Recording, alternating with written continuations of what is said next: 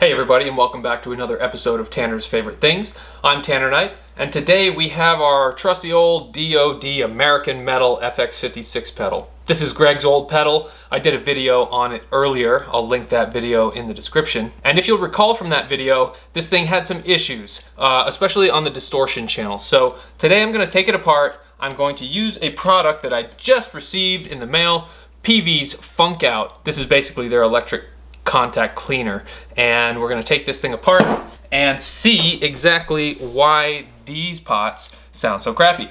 Alright, so let's go ahead and take a look at what we've got here. We've got 3 dials, and they're held on by these little hex heads here, and we are going to start by taking this whole back plate off with the Phillips head screwdriver.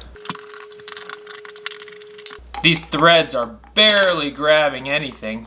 Surprised that they haven't worked their way out since they're so short and loose in there.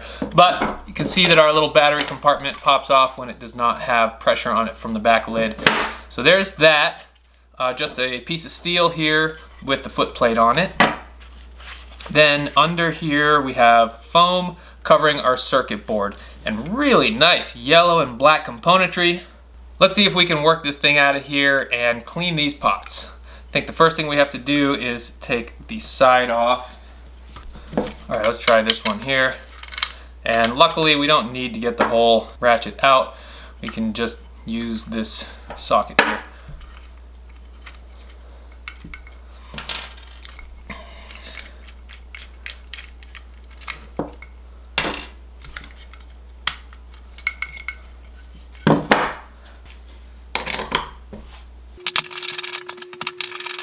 Looks like this middle one either never got a washer or the washer is missing.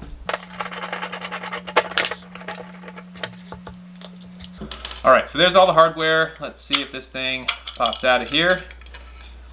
And it does. We've got 3 more washers that go in between the pots and the inside of the metal casing here. But this should give us enough exposure so that we can clean these out. Let's just take some precautions here. Alright, so our directions are turn equipment device off, obviously. Apply a short burst of Peavey Funk Out to the material surface. Operate the device to help break up oxides and contamination, which means work the dials. For best results, wait a few seconds, then reapply. After the solvent evaporates, a thin protective layer will remain. Wait 2 minutes before turning on the equipment or device. So let's go ahead and give it a quick burst. Our button is on top here, so we want... Where does this thing... So it's inside of the brass ring where the actual turning happens. So let's just get a healthy dose in there.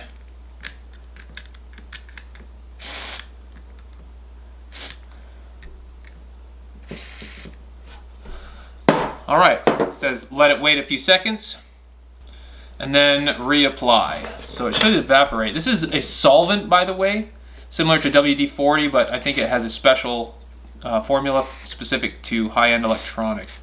So we just want to get it in there and let it work down. Then we'll give it a good wipe and work these dials.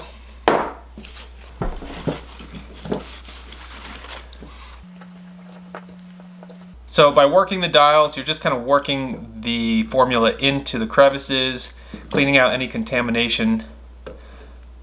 Ooh, yeah, this far right dial that controls distortion is a lot harder to turn than the other 2. So just by doing this, we should get a lot better results.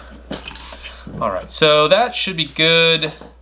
And I'm just taking a quick look to see if there's any other spot that I could hit that has oxidation that might need a little cleaning.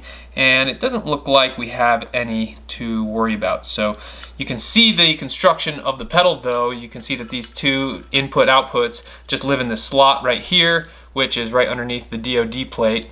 And that allows the circuit board and the pots to just slip right in there. So nice little construction, very nice circuitry. And let's make sure we have all of our washers where they need to go.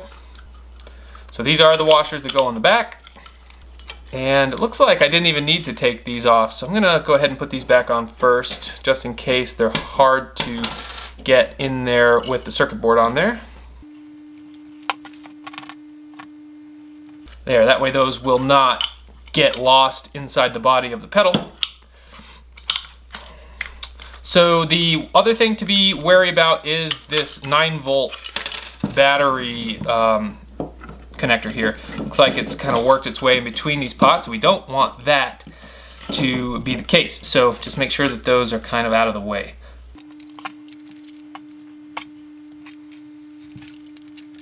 Alright, that fits back in like so. Our 9-volt is free, 9-volt cord that is, and now we can reapply our hardware on these potentiometers. Well, I'm going to put the washer on the outside one. Since we missed that washer on the center one, let's just go ahead and keep it the way it was.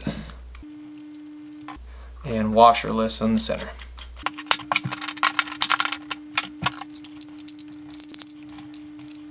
Alright, so all of our nuts are secured. So now all we have left is our screws and dials. So make sure this goes on correctly.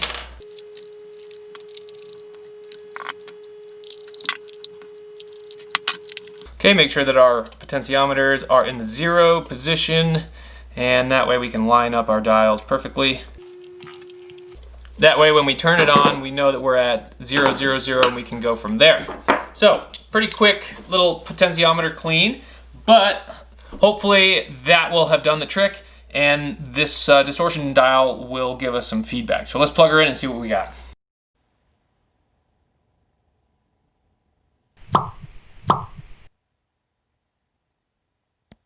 Alright, so we've got this pedal back together. One thing that I failed to put back in there was that foam block. So I unscrewed the back plate and put that foam block in there. So now it is protected from the back plate and the circuit board, or both are protected, I guess. So that was one thing that I failed to get on camera, but you saw the basic process of putting it back together.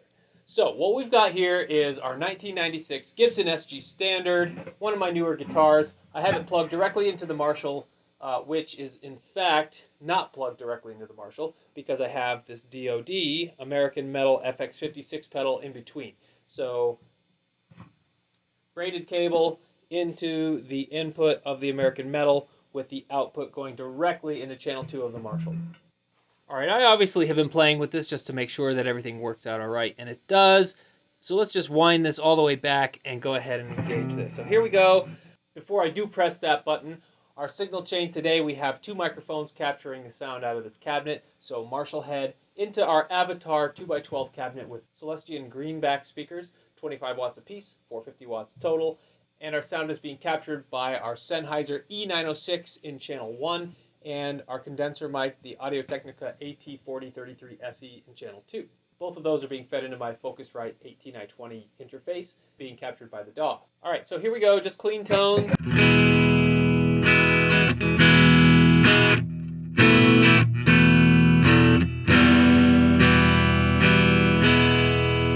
Alright, so let's go ahead and engage it. We have everything at 0, 0, 0. So just by pressing the button, you can see that it kills all sound. So there's not even just the nominal amount of sound that's going through it. It kills it if you have that level all the way down. So let's go raise that up.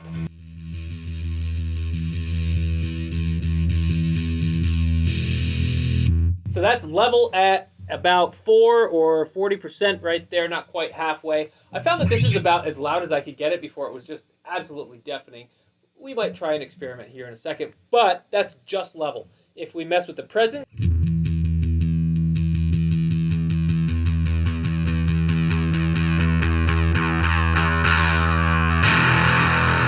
that is quite a bit different than what it was before. So just by cleaning those pots, that specific middle dial I remember being a lot scratchier and a lot less influencing on the tone. So once again, it's at 100%. Let's wind it back down somewhere in the middle.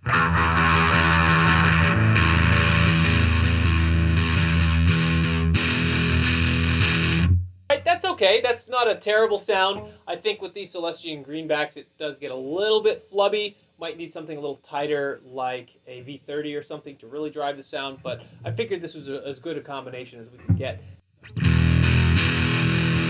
It's okay, it's pretty grungy. But let's go ahead and see what that distortion dial does. And And if you remember, this is the potentiometer that was either cracky, it just didn't give us any feedback. You wound it all the way and it didn't make any difference. So let's hear what it sounds like.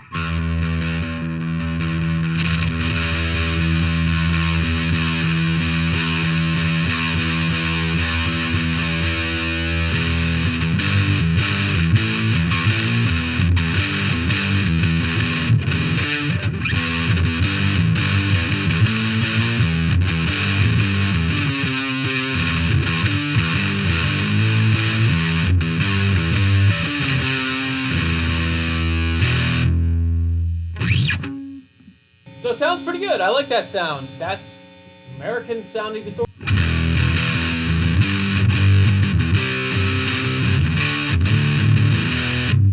But it didn't have quite the variation throughout the entire throw of the dial. It sounds like most of the distortion came in the first just creak of the dial. So let's wind it. That's zero. That's no distortion in the circuit. This is a pretty gainy circuit, so without that distortion dial, it's still got a bit of dirt. But, like I said, most of the distortion comes in that first creak. So that's only about not even all the way to the second dot on.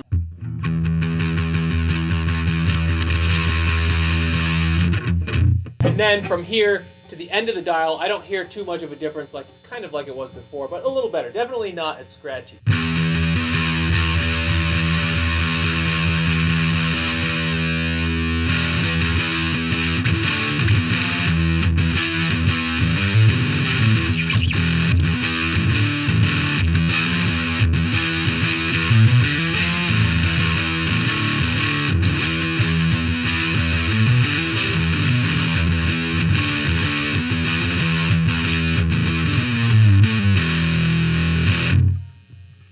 So a really good lesson here, if you do have a pedal with some really scratchy pots or just not a lot of change in the sound between 0 on the dial and 100 on the dial, it's worth getting in there with some potentiometer cleaner. I purchased that Peavey electronics cleaner on Amazon. It was under 10 bucks, and there's a whole lot of it in that can. Obviously, cleaning these pots doesn't take a whole can of solution. Let's see if I can dial in the absolute perfect sound with this pedal, something that I could live with.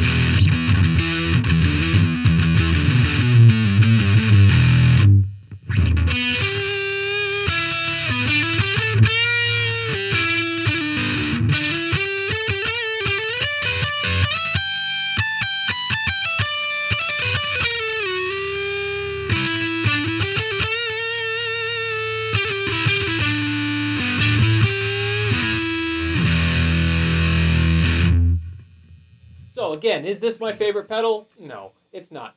But it's got a really cool sound that's different from most of the Boss variants that you'll hear. Certainly different than the Tube Screamer or the other kind of traditional dirt pedals that most people are engaging these days. I think that the best type of music that this pedal is suited for would be doom metal.